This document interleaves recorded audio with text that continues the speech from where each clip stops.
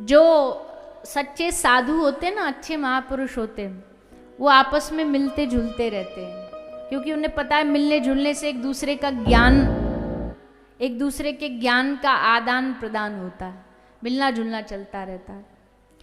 एक साधु दूसरे साधु से कभी ईर्ष्या नहीं करता। वो अलग बात है कि साधु के जो चेला होते हैं वो एक दूसरे से भले ईर्ष्या करे, हमारे गुरुजी ज़्यादा बड़े, तुम्हारे गुरुजी ज़्यादा बड़े, पर गुरुजी आपस में कोई ईर्ष्या नहीं करते। संत संत से क्या ईर्ष्या करेगा? अरे संत को कोई दूसरा साधु मिल जाए तो आनंद में नाचने लग जाता है, खुश हो जाता है। और जब दो साधु मिलते तो क्या होता है? दो संत मिलते तो क्या होता है? बोले 4 मिले 64 खिले, 20 रहे कर जोड़, हरिजन सो हरिजन मिले, 20 7 करोड़। जब एक साधु से साधु मिलता, भक्त से भक्त मिलता है तो 2 नहीं मिलते, 4 मिलते। 4 मिले। 4 कैसे मिले? बोले 2 आंखें इनकी, 2 आंखें उनकी, नैनों से नैन मिले, दृष्टि से दृष्टि मिली, तो 4 मिले और 64 खिले। 32 दांत इनके खिल जाते हैं, 32 उनके खिल जाते हैं, खुशी के मारे। वो पता है ना, साधु मिला, भक्त मिला तो अब सत्संग होगा, भगवान की कथा होगी। तो 4 मिले 64 खिले, 20 रहे कर जोड़। दोनों जब मिलते हैं, साधु मिलते हैं तो हाय हेलो थोड़ी करते हैं। एक भक्त से भक्त मिलेगा तो कैसे मिलेगा? कैसे मिलेगा? हाथ जोड़ के प्रणाम करेगा, जय सिया राम, राधे राधे, जय श्री कृष्ण। तो 4 मिले 64 खिले, 20 रहे कर जोड़, 10 उंगली इनकी, 10 उंगली उनकी, 20 रहे कर जोड़। और हरिजन सो हरिजन मिले, 20 से 7 करोड़। जब संत से संत मिला, भक्त से भक्त मिला तो 20 से 7 करोड़, यानी 3.5 करोड़ रोए होते हैं एक शरीर में। तो 3.5 करोड़ इनके, 3.5 करोड़ उनके रोम एकदम खिल जाते हैं, 20 से 7 करोड़। खुशी के मारे कहते हैं ना, हमारे रोंगटे खड़े हो गए। तो जब साधु साधु से मिलता है तो रोमांच हो जाता है, पुलकित हो जाते हैं। तो ये ईर्ष्या भाव रखने वाले, द्वेष भाव रखने वाले साधु नहीं हो सकते। साधु तो एक दूसरे से मिलके आनंदित हो जाते हैं। तो व्यास जी ने बहुत दिन से, नारद जी मिले नहीं थे, नारद जी ने सोचा चलो आज व्यास जी के दर्शन कराते हैं, तो आए दर्शन करने। जब भी नारद जी मिलने आए व्यास जी से, तो व्यास जी के आश्रम में बड़ा आनंद होता था।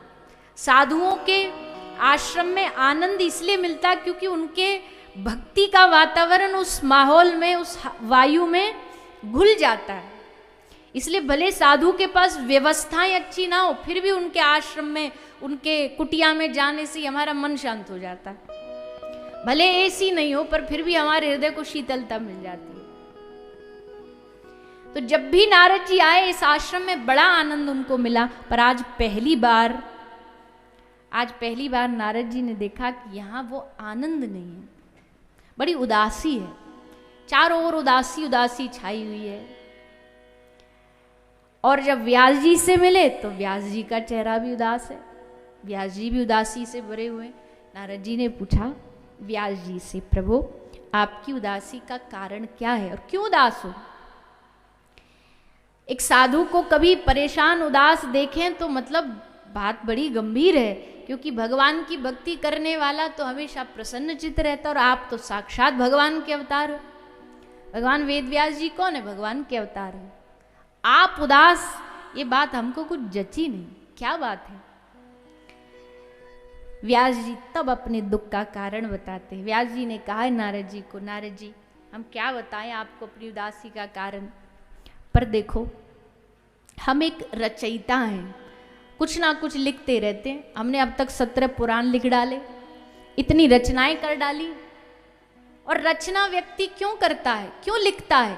ताकि जो लिख रहा है उससे खुद को भी शांति मिले, और जो उसकी रचना को पढ़े उस पढ़ने वाले को भी शांति मिले। पर नारद जी 17 पुराण लिख करके हमारा ही मन शांत नहीं हो रहा, तो इसके पढ़ने वालों का, सुनने वालों का मन कैसे शांत होगा? पहले हमारा तो हो जाए, जब हमारा होगा तब हमें भरोसा होगा कि हाँ अब इसको जो पढ़ेगा जो सुनेगा उसका मन भी शांत हो जाए। और हम ये रचनाएं लोक प्रसिद्धि के लिए नहीं लिखते। रचयिता बहुत होते हैं इस दुनिया में, कवि बहुत होते हैं, लिखते हैं, अच्छी अच्छी चीजें लिखते हैं, पर कई लिखते हैं लोक प्रसिद्धि के लिए कि जब हम लिखें तो वाह वाह हो जाए। कई लिखते हैं धन पाने के लिए कि हम लिखें तो धन मिल जाए, पर कई लोग लिखते हैं लोक कल्याण के लिए कि समाज में कुछ बदलाव आए, इसलिए हम लिख रहे हैं। व्यास जी उन्हीं रचयिताओं में से जो लोक कल्याण के लिए रचना करते, पर आज व्यास जी बड़े उदास हैं कि हमारे स्वयं का मन शांत नहीं, क्या करें। तब नारद जी ने समस्या का समाधान बताया। नारद जी ने कहा, व्यास जी आपका मन उदास जानते हो क्यों है? आपने रचनाएं तो बहुत लिखी, पर उन रचनाओं में एक कमी छोड़ दी। व्यास जी बोले, कौन सी कमी छोड़ी हमने? बोले, आपने ये कमी छोड़ दी कि आपने उसमें कहीं भी उन रचनाओं में भगवान की भक्ति का वर्णन नहीं किया। और रचनाओं में ये तो लिख दिया पुत्र प्राप्ति कैसे हो, ये कैसे हो, लोक सिद्धि कैसे हो, पर भगवान कैसे मिले ये रास्ता बताया आपने? क्योंकि भगवान तो भक्ति से मिलते हैं, और भक्ति के बारे में अभी तक आपने कुछ लिखा ही नहीं है। तो हम कह रहे हैं एक और नया ग्रंथ लिखो जिसका आधार भक्ति हो, भक्ति की बातें हो उसमें, और दूसरा कोई प्रसंग ही ना हो, भक्ति की चर्चा हो। व्यास जी बोले, अभी तो हमारे दिमाग में कुछ आ नहीं रहा, शुरुआत कैसे करें? नारद जी ने कहा, हमारे पास एक थोड़ा सा मटेरियल है, हम वो दे देते तुम्हें, और ये भी हमारा खुद का अपना नहीं है, हमको भी मिला कहीं से। हमको किसी ने दिया? ब्रह्मा जी ने दिया। ब्रह्मा जी ने इनको 4 श्लोक दिए थे नारद जी को। नारद जी ने अपनी पूरी पूर्व जन्म की कथा सुनाई है, कैसे हम पूर्व जन्म में संतों के संग के कारण हमारे हृदय में भक्ति उत्पन्न हो गई। पूरी अपनी पूर्व जन्म की कथा सुनाई, और फिर इस जन्म में कैसे ब्रह्मा जी ने जन्म होके इनको चतुश्लोकी भागवत और वीणा ये 2 वस्तुएं दी, और कहा जाओ जगत में भगवान नाम का प्रचार करो। नारद जी कहते तभी से हम वीणा लेकर के सारी दुनिया में बस भजमन नारायण नारायण नारायण, श्रीमन नारायण नारायण नारायण, श्रीमन नारायण नारायण नारायण, श्रीमन नारायण नारायण नारायण, श्रीमन नारायण नारायण नारायण।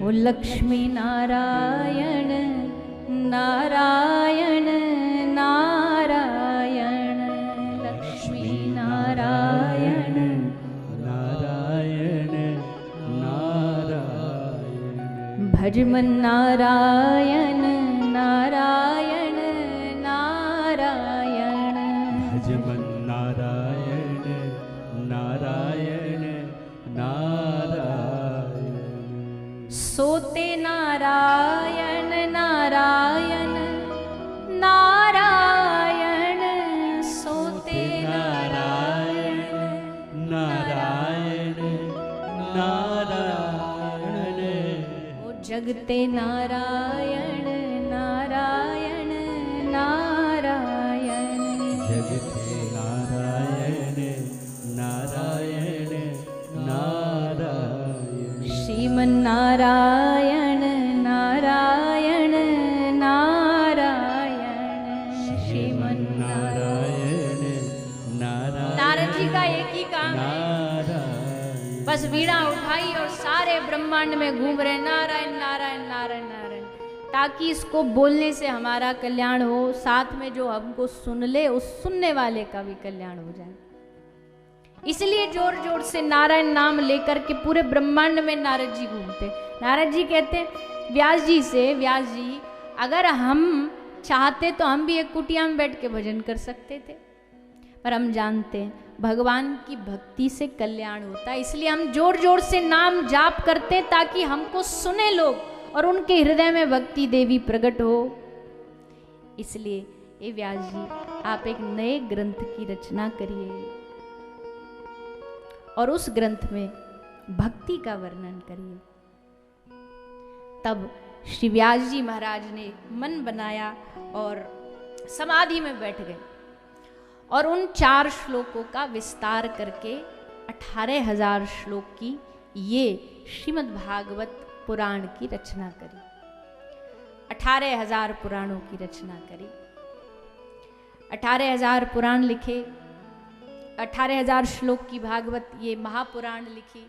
अब लिख तो दी, पर अब इस लिखने का फायदा तो जब है ना, जब ये लोगों तक पहुंचे और लोगों तक पहुंचाए वो जो सच्चा अधिकारी हो इसका। अब अधिकारी कौन ढूंढो, कई नाम आए मन में, ये जो नाम आए उनमें कुछ ना कुछ कमी दिख जाती। फिर अंत में एक नाम आया जो सब मामले में एकदम परफेक्ट है, और वो नाम थे सुखदेव जी महाराज। ले इससे बड़ा अधिकारी कोई नहीं हो सकता, परम वैरागी है, इसको दुनियादारी से लेना देना नहीं, भगवान नाम के अलावा इनका जीवन में कुछ है नहीं। ये अगर इस भागवत का प्रचार करे तो बड़ा आनंद आ जाए। पर सुखदेव जी तो